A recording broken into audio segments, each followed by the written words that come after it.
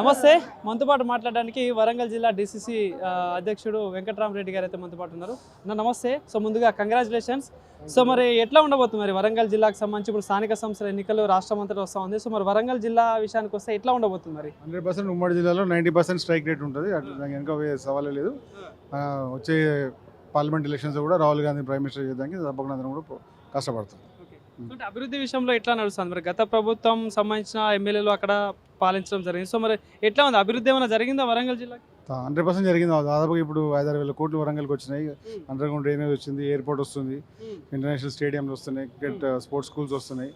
ప్రజలకు కావాల్సిన welfare schemes కూడా అన్ని కూడా ఇంప్లిమెంట్ అవుతున్నాయి. ఒకటి ఏదో 6 గ్యారెంటీలు చెప్పినాం, తప్పకుండా నెక్స్ట్ ఎలక్షన్ వరకు 6 గ్యారెంటీలు కంప్లీట్ చేస్తాం. సో మొన్న మాజీ ఎమ్మెల్యే వినయ్ భాస్కర్ గారు కూడా ఛాలెంజ్ చేయడం జరిగింది. మీ స్థానిక అక్కడ ఎమ్మెల్యే కావచ్చు, మీ నాయకులు అందరికీ అభివృద్ధి ఏం జరగలేదు ఈ 2 ఏళ్లలో అని చెప్పేసి ఛాలెంజ్ చేశారు. సో మీరు స్థానిక అక్కడ నయన్ రాజేందర్ గారు కూడా వెళ్ళడం జరిగింది, రిటర్న్ కౌంటర్ చేయడం జరిగింది. సో ఏంటి మరి ఏం చెప్పాల్సిన ఈ వాళ్ళకి అభివృద్ధి స్పెల్లింగ్ రాసేదానికి ఫస్ట్ వస్తే అది రాసినాక రమ్మని చెప్పండి, అప్పుడు చూపిస్తాం అభివృద్ధి.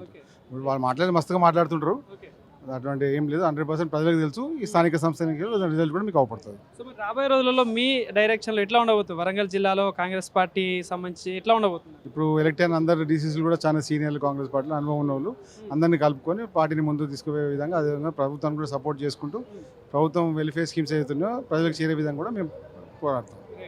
చెప్పండి మేడం, మీరేం చెప్తారు? మరి వరంగల్ జిల్లాకు సంబంధించి మరి అభివృద్ధి విషయంలో ఎట్లా ఉంది? మరి ఇప్పుడు కాంగ్రెస్ ప్రభుత్వం వచ్చి ఇప్పటికే 2 ఏళ్ళు పూర్తయితా ఉంది. సుమారు 6 గ్యారెంటీల విషయంలో కావచ్చు, ఎట్లా ఉంది మరి పరిస్థితి? గత 10 సంవత్సరాల కంటే పోల్చుకుంటే ఈ 2 సంవత్సరాల్లో అభివృద్ధి దాదాపు అందరూ కూడా హ్యాపీగా ఉండేటట్టు, అక్కడ ప్రజలందరూ కూడా ఓటర్లందరూ కూడా హ్యాపీగా ఉండి మరి డెవలప్మెంట్ చాలా బాగుంది. 2 సంవత్సరాల్లోనే ఇంత డెవలప్ చేసిరు కదా, ఇంకా చేస్తారనే ఆలోచనతో ప్రతి ఒక్కరు కూడా సర్పంచ్ పోటీకి కాంగ్రెస్ తరఫున క్యాండిడేట్గా ఉండే విధంగా ప్రతి ఒక్కరు కూడా ఇంట్రెస్ట్ చూపిస్తున్నారు. అది అంటే అదే మీ అందరికీ అది తెలుసుకుంటే చాలా నేను అనుకుంటున్నాను. ఎందుకంటే వారు పోటీ కోసం ముందు వస్తున్నారు అని అంటే డెవలప్మెంట్ చూసే వస్తున్నారు అని చెప్పేసి నేను తెలియజేస్తాను. చెప్పండి, మీరేం చెప్తారు దీనికి సంబంధించి? ముఖ్యంగా ఈరోజు గాంధీ భవన్లో మాకు కొత్తగా నియామకులైన డీసీసీ ప్రెసిడెంట్ నియామకం ఏర్పాటు చేయడం జరిగింది. ఇక్కడ పీసీసీ అధ్యక్షులు మహేష్ కుమార్ గౌడ్ గారికి, మరియు ఏఐసీసీ ఇన్ఛార్జ్ మీనాక్షి నటరాజన్ గారికి, మరియు మా ప్రియతమ నాయకులు సీఎం రేవంత్ రెడ్డి గారికి ప్రత్యేక ధన్యవాదాలు తెలియజేస్తున్నాం. ఎందుకంటే చాలామందిని ఆచితూచి ఎవరైతే పార్టీ కోసం కష్టపడ్డారో ఆ నాయకులను సెలెక్ట్ చేసి గెలిపించే గుర్రాలుగా తయారు చేసి డీసీసీ ప్రెసిడెంట్లు ఇవ్వడం జరిగింది.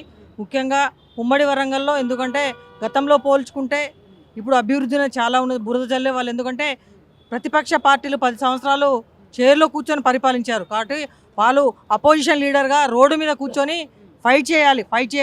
ఫైట్ చేసే విధంగా మేము వాళ్ళని తయారు చేస్తాం. ఎందుకంటే వాళ్ళు అక్కడ అడగాలి, ఎందుకంటే 10 సంవత్సరాల పైన కూర్చున్నారు కాబట్టి ఇక్కడ కింద కూర్చొని మమ్మల్ని అడగాలి, అంటే డెవలప్మెంట్ అనేది అడగాలి. కాబట్టి వాళ్ళకు అవకాశం ఇస్తున్నాం. కాబట్టి అభివృద్ధి అనేది ఇంకా 2 ఇయర్సే కంప్లీట్ అయింది, ఇంకా 3 ఇయర్స్ ఉన్నది. కాబట్టి స్థానిక సంస్థల ఎలక్షన్స్లో బంపర్ మెజార్టీతో కూడా మేము కాంగ్రెస్ పార్టీని గెలిపించబోతున్నాం. కాబట్టి మీకు కూడా మాకు ఇటువంటి ఛాన్స్ ఇచ్చినందుకు ఎలక్ట్రానిక్ మీడియా వారికి ప్రత్యేక ధన్యవాదాలు తెలియజేస్తున్నాం. ఎందుకంటే మాకు కొత్తగా నియామకులైన డీసీసీ ప్రెసిడెంట్ ద్వారా, ఎందుకంటే మేము మాట్లాడేది మీ ఛానల్ ద్వారా బయటికి తెలుస్తుంది. కాబట్టి మీకు ప్రత్యేక ధన్యవాదాలు.